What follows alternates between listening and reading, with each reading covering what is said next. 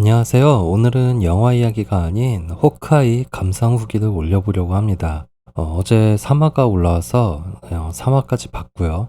특별한 준비 없이 생각나는 대로 이야기를 해보려고 합니다. 잡담 듣듯이 한번 그냥 들어주시면 감사할 것 같아요. 드라마 호크아이는 MCU 오리지널 6 멤버죠. 클린트 바튼과 코믹스에서는 영 어벤져스 소속의 2대 호크아이 케이트 비숍의 이야기를 다루고 있습니다. 첫 예고편이 공개되었을 때 크리스마스와 함께 즐기기에 좋은 가족 드라마로 기획이 된 것 같았는데 드라마도 예고편과 같은 분위기를 유지하고 있네요. 제 호크아이는 첫 데뷔가 토르 천둥의 신이었죠. 그때 극장에서 호크아이 처음 보고 되게 놀랐던 기억이 있는데요. 짧지만 나름 강렬한 데뷔를 선보였죠. 정점을 찍은 건 역시 11화와 엔드게임에서 보여준 존재감이었는데요. 11화에서는 비전을 상대로 함정을 설치한다거나 집단 전투 장면에서 블랙팬서와 맞다이를 뜨는 장면이나 엔드게임에서는 앤트맨과 함께 영화 초반의 주역으로서 활동했기에 사람들이 어벤져스 1편 시절 캡틴 아메리카 놀리듯이 야, 쟨 저기 껴도 되는 거야? 하는 굴욕을 상당히 씻어냈던 기억이 있네요. 사실 호크아이는 블랙 위도우와 함께 어둠 속에서 활약하는 이미지가 강하기 때문에 대규모 전투보다는 재빠르고 기민한 움직임을 보여주는 게 훨씬 어울리긴 해요. 그게 호크아이가 갖는 특색이죠. 2대 호크아이가 될 케이트 비숍, 원작과 마찬가지로 돈 많은 친구인데 아직 능력은 완성되지 않았습니다. 캐릭터의 속성 자체는 완전한 영웅으로 각성되기 이전에 스파이더맨과 상당히 흡사한 느낌을 주는데요. 호크아이를 동경해왔던 캐릭터이니만큼 자기도 슈퍼히어로 같은 모습을 보여주고 싶어하는 갈망이 굉장히 큰 친구예요. 그런데 겁도 많고 어릴숙한 모습도 보여주고 스승으로부터의 가르침을 원하는 청소년 히어로의 모습을 매우 잘 살렸습니다. 상당히 겁이 많던데 저는 이게 신선하더라고요. 스파이더맨과의 공통점이 정신적 미숙이라면 반대인 특징도 있는데요. 스파이더맨은 무력으로나 두뇌로나 탑티어급의 캐릭터인데 가난하죠. 반면 케이트는 상당히 낮은 능력치인데 돈이 많습니다. 그런데 돈도 사실 어머니 소유라 본인 재산도 아니고 다만 신궁으로서의 잠재력은 상당합니다. 클린트의 특징은 정확하기도 하지만 역시 아크로바틱한 속사 능력과 사각지대가 없다는 것인데 케이트는 0점 잡는 시간이 상대적으로 길기 때문에 아직까진 그냥 잠재력이 높은 친구다. 이렇게 정리할 수 있을 것 같아요. 저는 일단 드라마를 보면서 제일 먼저 느낀 건 앞만 봐도 케이트의 어머니가 수상하다. 이 생각이 제일 먼저 들더군요. 치타우릴 습격 장면에서 갑자기 어디로 사라졌던 것이며 왜 아르만과 다투는지 그리고 뭔가 말할 때 숨기고 있다는 느낌을 상당히 풍기더군요. 앞만 봐도 수상해. 혹시 이번 시즌 최종 빌런이 아닐까 하는 생각을 해봤습니다.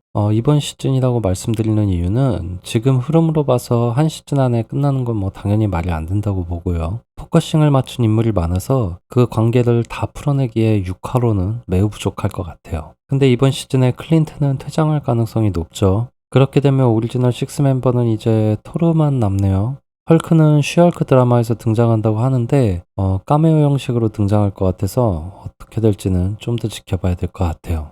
빌런들을 좀 볼까요? 우선 트랙스2 마피아, 우리나라식으로 말하자면 이제 추리닝 조폭이죠.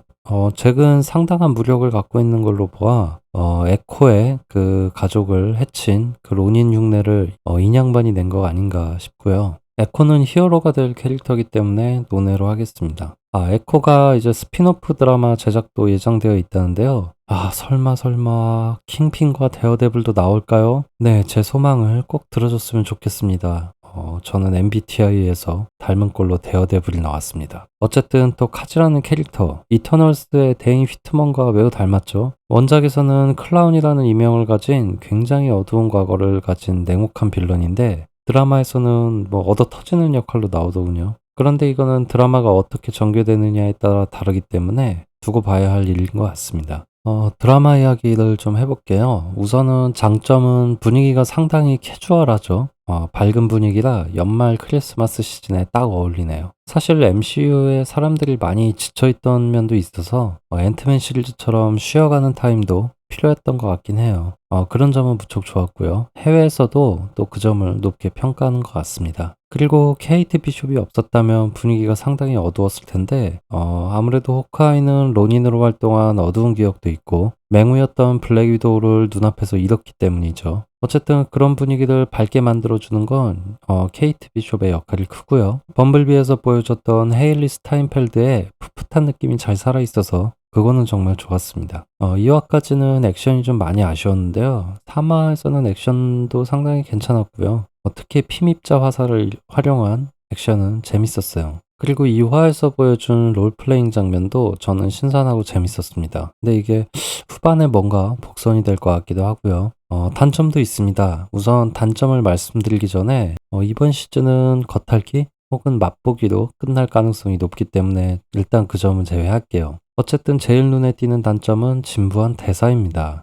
사실 저는 1, 2화 보고 좀 놀랬어요. 이게 정말 마블에서 나올 만한 각본인가? 대사들이 뭔가 이렇게 대충 상황 설명만 하고 끝나는 느낌이라 드라마 몰입이 상당히 어려웠습니다. 지금 디즈니 번역 문제가 각 커뮤니티마다 회자되고 있는데요. 그 문제도 어느 정도는 있겠습니다만 그냥 전반적으로 대사가 좀 아쉬운 것 같아요. 3화는 조금 낫더군요. 볼 때마다 여기서 뭔가 이렇게 쳐줘야 되는데 하는 느낌이 계속 들었습니다. 두 번째는 클린트의 액션이죠.